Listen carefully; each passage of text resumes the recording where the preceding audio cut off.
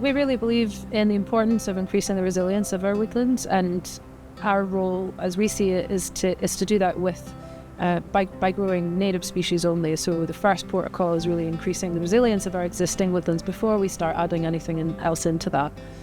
I started this about 3 years ago, and sort of spent the first 2 years getting used to growing and understanding what was involved. And this last season we just had our first year of growing at scale.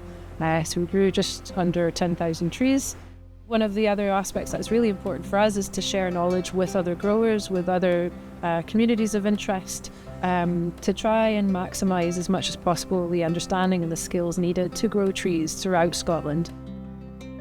In order to be able to get good quality native trees and to make sure that we've got the right ones for the right place, you have to know where it's come from. It's much easier to manage it through the interactions you have with local nurseries. You can buy an oak tree from France, or you can buy an oak tree from the south of England, but actually the best thing to do is buy an oak tree from your local area.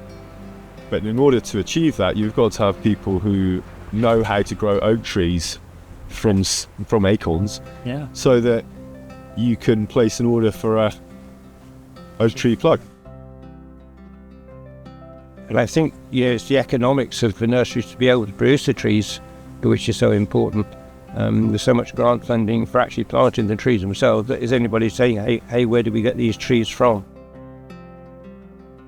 We're only really planning to plant native trees on the farm because we think that's the best way of increasing biodiversity, of encouraging the local wildlife. We've converted the whole farm into a paddock grazing system, and that's given us the opportunity to say, hey, how about planting more hedges and connecting the various sort of woodlands that we have. So we've got sort of wildlife corridors between for things like owls and so forth. So the more we can do to plant more trees, it is sort of going to encourage all of those wildlife aspects.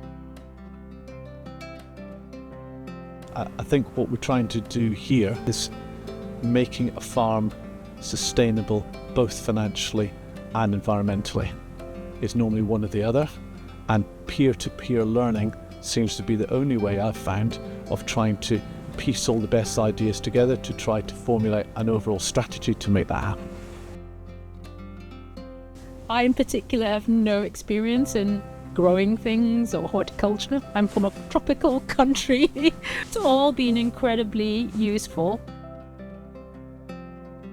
We're set up as a social enterprise. It's really important. It's not just about growing trees, it's about the people around it, the stories around it, all the different ways that trees can be used and enjoyed and appreciated.